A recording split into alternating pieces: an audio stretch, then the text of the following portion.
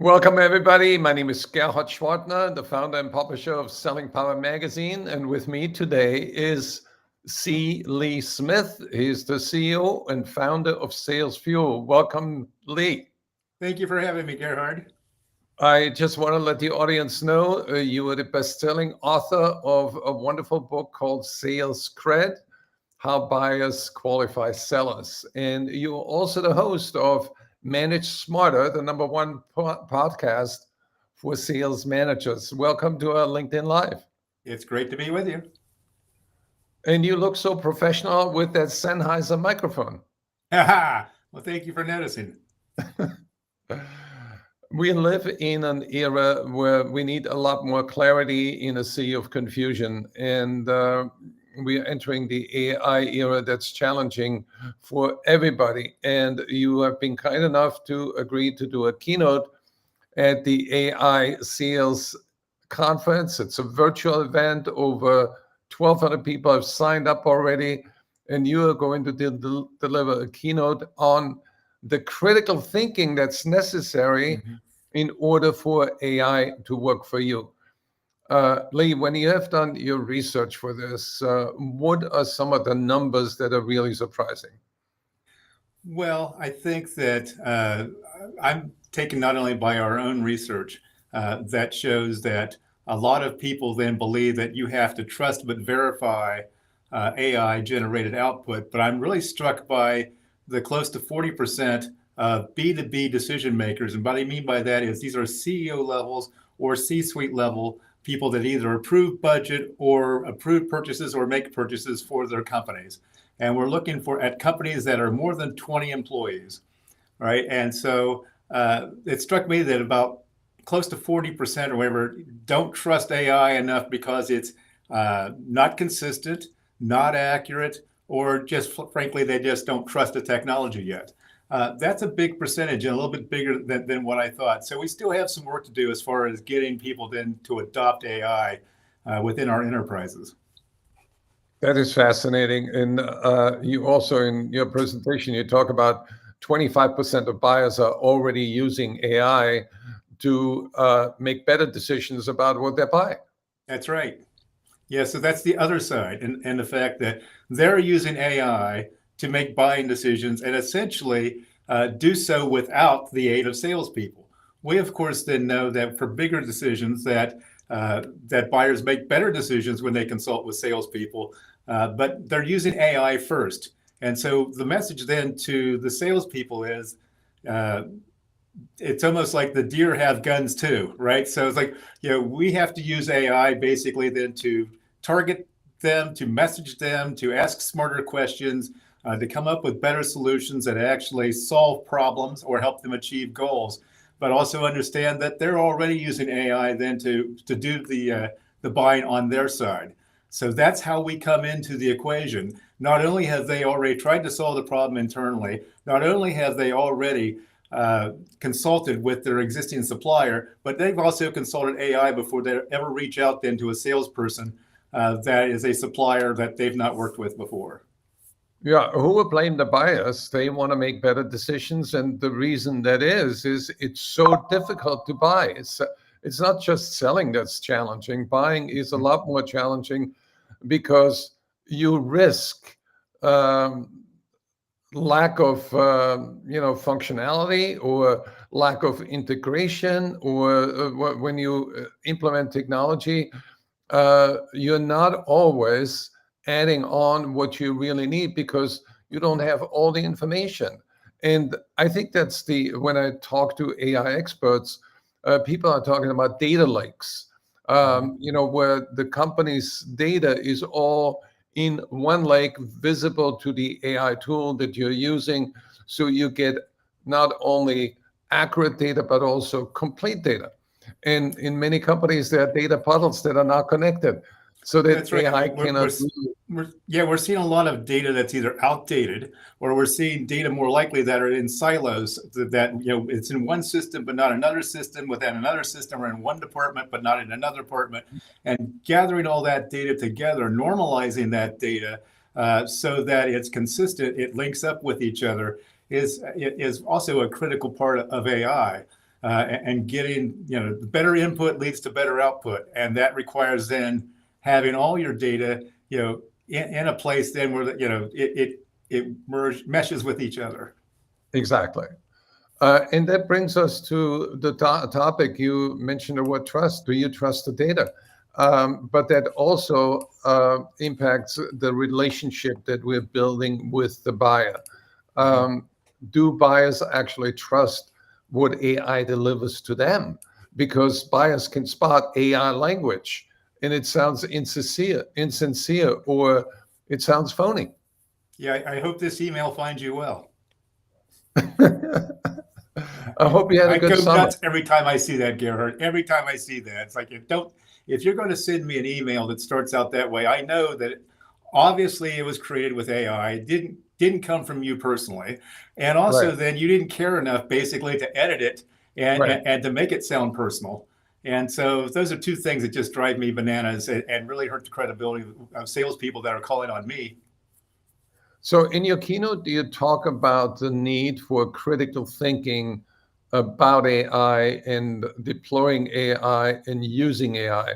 What are some of the thinking patterns or styles, or what advice do you have for sales leaders to approach this with a healthy dose of skepticism, but also be very practical so you can get the ROI that you get from AI? Well, so I'm a big proponent of AI. Let me just say that up front. Just because I'm saying to go use it with eyes wide open and to be very critical of its output before you share it with a client does not mean in any way, shape, or form or whatever that I'm a detractor of AI. We've been using AI here for about 2.5 years. We've developed products then with AI built into it. So we actually are a big believer in it. But some of the things that we've seen in doing that is like, one, anytime that an AI system then changes to a new version or whatever, what worked before doesn't work now, or what used to be reliable output is not reliable output this time. So one of the things that we instruct our clients to do is use the AI tool's web function and to ask AI then to cite its sources of information. And you may have to ask more than once to actually get it, but then you need to drill down into that and find out, is the source real? And is it reasonably well known? And ask it to give you a deep link that you can click on. And when you do that, you'll find many times you're going to get a 404 error. And so when that happens, a 404 error means that web page doesn't actually exist. And when you do that, then we encourage people, okay, go into the search tool that's on that website and type in the headline of what AI told you it was pulling information from, and see if you can find it. Many times you won't find it. AI will have assimilated that data, but not necessarily have gotten the source right for whatever reason. The difficulty with that is that if a client calls BS on information, insight that you're providing them, something like that, you have no backing. You can't send them a link that actually works and say, this is where this came from, this is a reliable source. And so that's a big problem for us in sales. So always consider the source. That's super important. And let me jump in. I think this is it goes along with my experience too, because at Selling Power we write articles, and we always very careful about the sources. And what you're saying, trust but verify. If you don't verify the source, if you don't ask for the source, you're not practicing integrity. You need to verify that and click on that link and go to that quotation, make sure it's accurate. And sometimes for errors, sometimes you get the wrong document. Yeah, and the other thing that we encourage people to do is then actually, if that article is actually there, is to determine the publication date. Because another thing that we've seen is that AI is kicking back information from articles from 2019, from before COVID, so more than 5 years ago and everything like that. And the world is changing so fast now that, not just in technology, but just about every field. It's like, 5-7 years is an eternity. And we need to be providing data that's based on current or past events. And that's another thing you can look for. If it's making reference to COVID or something like that, again, Okay, that is, 5, 6 years in our rearview mirror, thank God. But so that's another telltale sign or whatever that information might be current or it might not be current. And so, but the bottom line though is that you really have to use your own knowledge and experience and actually make sure that it makes sense. And if it doesn't make sense to you, it's not going to make sense to the buyer, and it's going to be pretty difficult for you to explain, and definitely very difficult for you to back if you're challenged. So what you're saying is how we interact with AI is changing rapidly and requires more rational thinking and adaptability. But here's the thing, how you influence people is That's not right. changing, and people keep forgetting it. So what recipe do you have for sales leaders to get their sales teams up to speed on the basics of Yeah, influence? so the thing about that is, regardless of how the AI technology changes, and no matter how your prompts change or anything like that, that data, that how you interact with AI is changing rapidly. You could even say in some cases it's week to week, month to month, day by day. What hasn't changed, it hasn't even changed really since the days of Aristotle, is how you influence people. That doesn't change. So if you want to impact people, you want to impact your buyers, you want to solve their problems, you want to be of service to them, you first have to be influential. But to be influential, you have to gain their trust.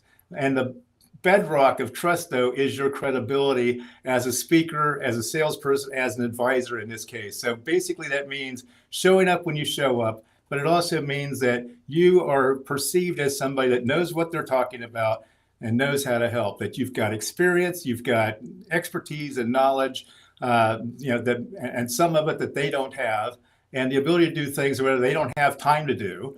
And you have credibility in the fact that you've demonstrated that either online or with other people that have given you testimonials, case studies, and the like. So it starts with credibility. That's what you need to build trust. You need trust to have influence, and you need to be able to influence people then to be able to have an impact on their lives and their business. So what you're saying, AI is a tool, and in your writings and your articles and your podcast, you tell people AI is not an authority. You are the authority. That's right. Yeah, it is a tool. If you treat it as such, it's a very powerful tool. It's a tool that's growing, that's improving, and everything like that, which is great. But use it as such. And and for example, you can also think of it as an intern for you, or a sales assistant. You wouldn't take anything that an intern or a sales assistant gives you, whatever, as the gospel, without checking it to make sure that it's relevant to the client. That you can back it up or where it's not going to make you look silly. So same thing that applies with AI right now. And when we're using it for insight, and insight selling is something that we teach over here at Sales Fuel through our Sales Cred training programs. It is so important then not to trust but verify, have that skepticism rather than trusting AI blindly. So I also want to make the audience aware that your company has created an AI readiness scoring tool for the sales team. Tell us about that, and how can people learn more about it? So through our Team Trait product line, which is a full lineup of, we have a sales acumen situational judgment test that tests a salesperson's sales skills. Of course, then their mindset, so not just the skill to do the job, but the will to do the job. We test that, but the thing that we've added into it is, as you say, it is an AI readiness score. Now, the technology is always changing. So, but that's not what the salesperson brings to the table. What the salesperson brings to the table is the critical thinking, which we're going to discuss then at your summit, but at the same point, then the emotional intelligence. So being able then to put a human touch, on data or output that the AI generates, because if you sell like a robot, you'll get replaced by a robot. If it can be scripted, it can be done and done better by AI. But what it has that it doesn't have is that it doesn't have humanity, and that's really our sales superpower. So we want to encourage people to use AI to make your work better, not do it for you.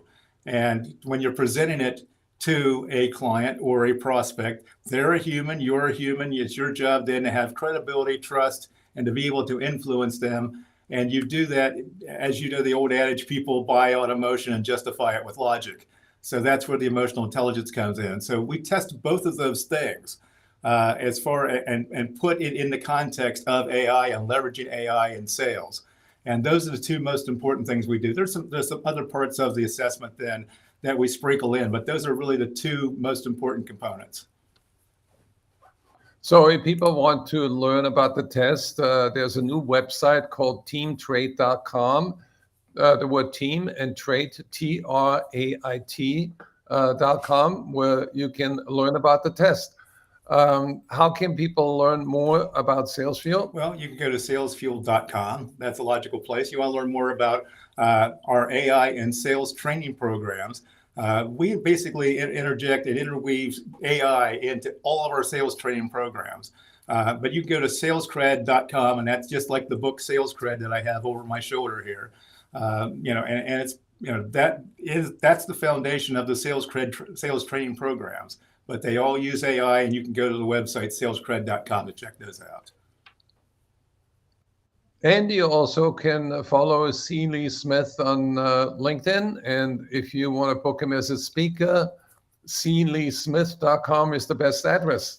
And if you want to sign up free and hear C. Lee Smith speak at our event and the 26 other speakers that are world-class, including experts from McKinsey, Deloitte, and Forrester, there is a link below that we are publishing right after this. And Lee, I can't thank you enough for illuminating us and reminding us that the bedrock of relationships is trust.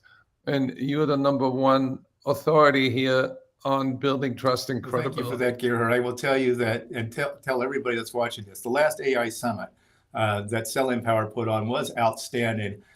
Great speakers, very insightful and everything like that. I've seen the agenda for this one. It's going to be a knockout as well. Well worth your time. I encourage everybody that's watching this then to make sure you spend some time at the upcoming AI Summit.